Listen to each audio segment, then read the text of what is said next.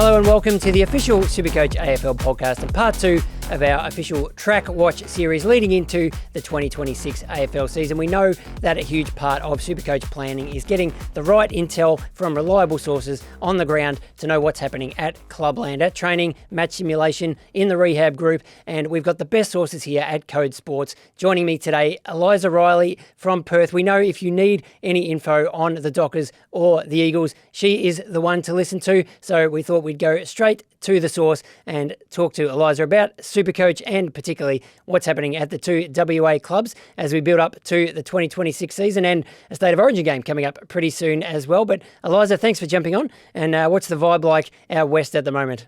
It's hot. I can tell you that much. Both teams have been put through their paces in 40-degree heat over the last couple of weeks out here. So they've really been testing them and pushing them to their limits in some pretty severe heat wave conditions we've got going on. So it's made match simulation and the sort of heating up competition for spots, but also heating up literally. And interesting for the journos going out covering as well. I'm sure we'll get into the clubs in a second. Before we do that, quick bit of housekeeping. Jump on the SuperCoach app if you're listening and join the official SuperCoach podcast league. The code there is 407756 and go to CODE Sports YouTube where you can watch all our great shows throughout the preseason and throughout the year. Of course, hit like and subscribe. But we want to know who is burning up the track. Maybe if we start with the Dockers. Obviously, an interesting year last year with a disappointing end, but how do you think they're looking travelling into the season, and who are the players who are really standing out over pre-season? Yeah, I mean, Fremantle always look pretty good this time of the summer in match practice and match simulation, and then you roll into the season proper and they lose a game they shouldn't, and the pressure goes on, and we continue this sort of cycle we've been seeing the last few years. But I think this is going to be the sort of make or break season for Fremantle. They're coming into the right sort of age profile and age bracket to have a real genuine tilt at finals and getting into prelims and grand finals at this stage of their sort of list development. So to be honest, it's probably in terms of from a SuperCoach perspective, pretty bog standard and same old when it comes to some of the players to be keeping an eye out for. I mean, Caleb Sarong has been in sensational form the last few years, winning doing medals, finishing high up in the Brownlow medal, and he's just picked up where he's left off in that midfield sort of role. And then Haydn Young, who we know had a very injury interrupted last year. He is absolutely flying this summer, has done basically all of the work, whereas this time last year he was coming off that leg fracture and barely got a pre-season in, and that sort of flowed into what we saw with soft tissue injuries throughout the year. So he's definitely one who's probably a little bit underpriced based on not playing that much last year, and he's, straight back into that midfield role and looking set to fire. But the interesting one is definitely going to be Luke Jackson, with all this talk about this inside midfield role and where that sort of fits in with their midfield at the moment in Sarong, Brayshaw and Young, who they really want to have as that sort of starting three in there. So obviously there's going to be a bit of ruck minutes thrown in there for Jacko, but it's going to be fascinating to see how they actually manage it, how much time he plays in each role and how it sort of looks season proper. Yeah, we have dual position players in SuperCoach, and there's a chance. I don't think we've ever had a dual ruck midfield player, but I wonder if he could be the first, depending on what happens this year. But obviously Mason Cox has arrived as well. So yeah, how do you see the ruck sort of shaping up? And then we've got new ruck rules coming in this year, which Jackson potentially could be one of the players who could really exploit those if maybe less wrestling and rewarding the guys who can jump. Yeah, everyone said that Fremantle couldn't take 2 rucks into a game. Well, they never said you couldn't take 3. And I think there could be some games this year where we see all 3, Mason Cox, Sean Darcy and Luke Jackson, playing in the same side. I would be surprised if it happened more often than not. But given Sean Darcy has recently just gone down with a bit of a calf niggle during match simulation, he's sort of racing the clock to be 100% fit for round 1. So that sort of opens the door for Mason Cox to really put his mark on the team during these upcoming pre-season games. And Luke Jackson as well, like you mentioned with those new rules, he definitely has the opportunity to use the athleticism we know he's got in the sort of centre stoppages and centre bounces. So there's scope for him to really make the most of that, but it all depends basically on how much he plays in each position. Yeah, so what's the latest on Sean Darcy? I hadn't actually heard that one. So that's going to be very interesting news for SuperCoaches. In the past, Jackson's sort of taken over that ruck role when Darcy's been out and put up some really massive scores, but maybe the role's a little bit different this year.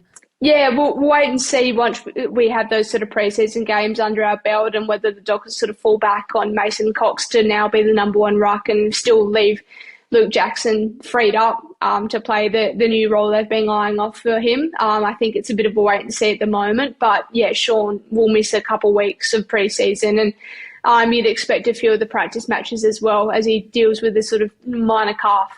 Yeah, certainly. Ground we've been travelled before with Darcy, obviously, throughout his career. So, yeah, no, we'll definitely be watching that one closely. You mentioned some of the same names that come up every year and a couple more out of the Dockers. Andrew Brayshaw, Jordan Clark's turned into a really reliable scorer for us. We sort of seeing more of the same from those guys? Yeah, absolutely. And in Jordan's case, he's now got his mate in Judd McVie, who's come over from Melbourne and is expected to provide a bit more rebound and sort of hopefully free him up to do even more of what the good stuff he was doing that led to his first All-Australian Blazer last year. So I think the Dockers definitely, they do want to move the ball a bit more quickly out of their defensive line. That's what they've been telling us. That's what we've been seeing during training so far this summer. And Jordan Clark, you'd think, is someone who could really benefit from that, knowing he is the sort of main driver out of defence and he's got so much speed and run and carry to burn. So hopefully they get the ball into his hands and his scoring improves even more. And where does that leave someone like a Luke Ryan, who used to be one of the top defenders scoring-wise in SuperCoach, but did drop off a bit last year as maybe Clark took over more of that sort of rebounding? But where does he fit in? Yeah, I think it probably will be similar to last year, to be honest, knowing that they've got Judd McVie in to hold down that other flank and they want to see those two working in combination with each other. So I think Luke is now sort of, dropping back to be that sort of spare and try and roll off where he can in some positions in games, but probably being maybe a little bit more defensive than we've seen him in past. But to be honest as well, his intercept marking, he just does that so well. He reads the ball so well in the air and in flight that even if he's trying to lock down on his opponent, he ends up generally winning the ball back anyway. Yeah, we saw a little bit of a change in game style last year, maybe where the Dockers used to love chipping it around the back line and Ryan would rack up, 10, 15, 20 marks a game, but they maybe tried to move the ball a little bit quicker and that sort of took away a few of those scores from him. So it sounds like that's the direction they're going in this year again. Yeah, absolutely. That's the plan. Yeah, and the other one we're obviously very interested in from a SuperCoach point of view is the rookies or the really cheap guys who are coming in maybe in their first season. So is there anyone looking at potentially an early debut? I mean, Tobin Murray, someone who caught my eye as a bit of a mature ager out of Geelong VFL, which has been a pretty good scoring source for us in the past. But is he a chance to play or any other youngsters we should be looking at? He's probably the one further ahead than the other draftees so far. Fremantle do love to sort of blood their first round draftees, and we've seen it several years in a row now with Murphy Reid being the most recent sort of highlight in that department. But I think it's going to be pretty tough for rookies to crack into this Fremantle team this year. And, we've seen glimpses from them on the training track, especially Tobin's probably the one who, being a mature age recruit, has slotted in quite seamlessly. He's a bit more well-developed than the others.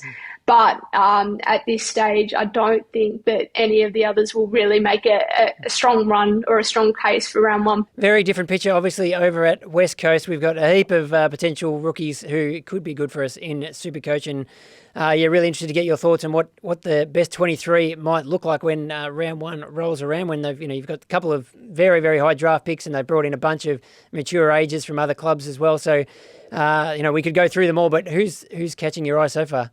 Obviously, the two top five picks from last year, and Willem Dersma, the number one pick, and Cooper Duff-Tyler, who was number 4.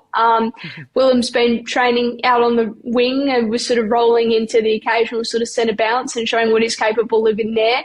But he's sort of one that is really impressive, sidesteps, dances around the footy field, great skills, but on that wing role for West Coast with the way they want to move the footy to go really fast and overlap and run and carry, I don't see him being a massive SuperCoach scorer, I don't think, this year. He'll still, put up reasonable numbers, but there might be a bit better value in some other rookies at the moment. He'll get games, though. He's going to be in this round one side you'd very much expect, unless anything goes awry in these last few weeks of pre-season. But he's certainly caught the eye of the coaches. They love what he's doing, but I don't know if the role is going to be specifically beneficial to SuperCoach yet. We'll wait and see if there's any difference in some practice match scores. Maybe he'll prove us wrong, but Cooper Duff-Tyler is sort of in a reasonably similar position, that the Eagles love him. The coaches reckon he's one of their best 5 kicks already in the whole squad, but he's sort of playing that key forward role at the moment, which we know has been a little bit hard for young up-and-coming 18-year-olds to make their mark in, at least in their very first season. So they love what he's doing. I think he's very much in line to get early games as well, but the role is a little bit of a question mark at this stage. And what about those, I think it was 3 guys that they got from other clubs in Finn McRae, Devon Robertson and Harry Schoenberg? Are they all likely to come straight into the team? I think Dev Robinson is ahead of the other 2 at this stage. Harry Schoenberg has had some pretty good match sim form of late, sort of kicking a few long-range goals and getting involved in a sort of inside midfield role and in transition. But I think Dev Robinson is the one who's really added some grunt and some physicality to their midfield, which the Eagles have been lacking in recent seasons. And he's, of course, the nephew of the great Darren Glass, former skipper at the club, and he's got blue and gold running through his veins. So I think if anyone's going to make their mark early, it'll probably be Dev at this stage. But I think what the other 2 do, all 3 of them really, is give the Eagles a bit more experience around the ball, and they can chop and change their midfield mix depending on if they're getting smashed in games at the selection table. So I think there's scope for all 3 of them to feature at different times this season, but I think Dev's probably just a touch ahead at the moment.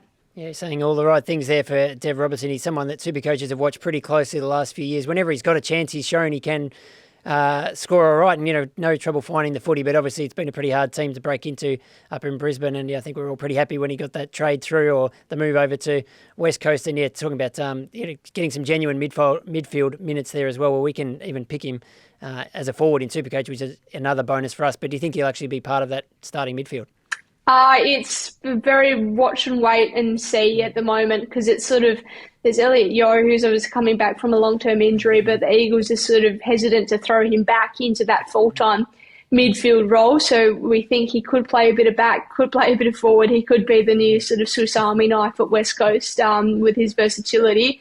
So I think it might depend on how many midfield minutes they give to Elliot Yeo as to whether Dev's in that starting midfield mix. I think he's definitely shown promise in there, and I'd be surprised if he wasn't featuring in the early rounds. But exactly where he fits in that starting midfield, he admitted it himself yesterday. He's not quite sure at this stage. Yeah, okay. Well, I was definitely locked into my team, but that midfield will be another interesting watch, and a couple of names that I had on my list to ask you about. Harley Reid, who is even a little bit cheaper than he was last year, had a slightly down second year compared to his first year, but I think we're hoping he can really take another leap forward this season, and could be a potential, real bargain for us in SuperCoach. And Tom McCarthy is the other one, who obviously came from absolutely nowhere last year, picked up in the mid-season draft. He was 99k for us in SuperCoach and was one of the best, probably the best buy of the season.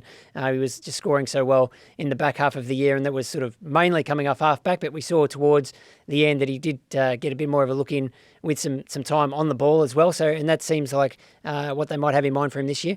Yeah, he's been a revelation in the midfield so far this pre-season. Every time you rock up and watch training, one of his teammates said to me the other day, it's like he has 40 and kicks 3 every match simulation session so far. So albeit he is playing against the West Coast Eagles, so keep that in mind. Obviously, the Eagles were rock bottom of the ladder last year, so maybe caveat with that. But he has been just so impressive. His running power, his physicality, his disposal, which we saw last year.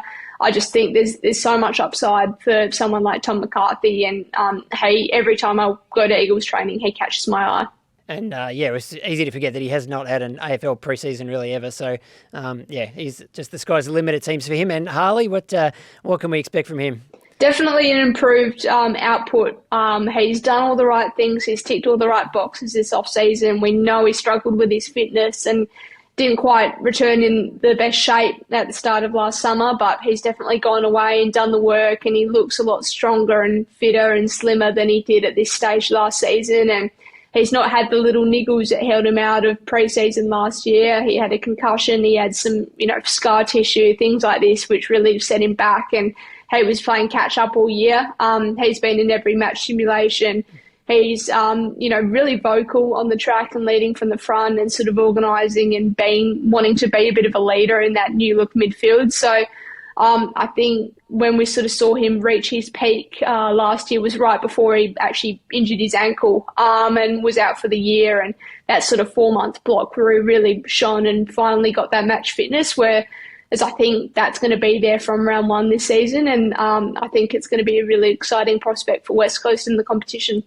Some great intel there. Are there any other names that we should put on our radar? One rookie that I've seen in quite a few teams is Josh Lindsay coming out of the draft. Sort of the role sounded pretty good. He's the sort of guy who could potentially, get some kick-ins. That's what we love in SuperCoach. But is he a chance to play early? And is there anyone else we need to know about? He's in the mix, definitely. I don't know if he's locked away his round 1 spot just yet. There's still their back line is probably their most stable line of the whole field at this stage with new recruits in Starcevic and Baker from last year, obviously. And Brady Hoff went down with an ankle the other day, but the club still thinks at this stage he'll be right for round 1. So whether he can slot into that midfield, Josh, is going to depend on the upcoming practice matches. Sorry, the defence he can slot into. I don't think, he's going to, it's going to be tough for him at this stage, but we'll wait and see. There could always be change and some movement with some standout games. But I think, definitely the other one to keep it on your watch list and maybe see where he stands heading into round 1 is Jacob Newton, who was obviously the other mid-season draft pick alongside Tom McCarthy last year. He's sort of been playing a bit of a midfield small forward role and has had some pretty productive training sessions and match sim so far. So I think he's on the cusp of the team at the moment. We'll see whether he gets there for round 1. But there is a bit of excitement about what he might be able to do. He was obviously a pretty highly ranked draft prospect the year before, had some injuries, fell off the radar a little bit, and the Eagles snapped him up in the mid-season draft. Yeah, interesting. There are some new names to add to our watch list. That's what we love to hear. Lots of great intel there. The Eagles are going to be a very different looking team this year, which could be great for us in SuperCoach. But a lot of unknowns, which we'll wait and see what happens as round 1 gets closer. But thanks for jumping on, Eliza. We might talk to you again closer to round 1. And we'll keep a close eye on State of Origin as well. I can tell the viewers and listeners that we will be getting SuperCoach scores from that game. So that'll give us another little bit of an insight into maybe who's flying leading into the season. But thanks again for jumping on. Thanks, Al. Thanks for joining us. We'll be back next week with more Expert Track Watch. If you like this series, leave a comment below. Let us know what you want to see more of this year on the official SuperCoach podcast. A reminder again, that league code is 407756. Jump in and join the league. We need to get more entries than the Phantoms Lair. I think I actually joined their league, which may have been an error. We need to up our numbers and take them on this year. And if you're not already on CODE Sports YouTube, head over there, hit like and subscribe to CODE Sports, because next week we're going to have a whole week of amazing SuperCoach content, massive hits every day, all your preseason intel, your preseason boot camp. Get ready for round 1. We'll see you there.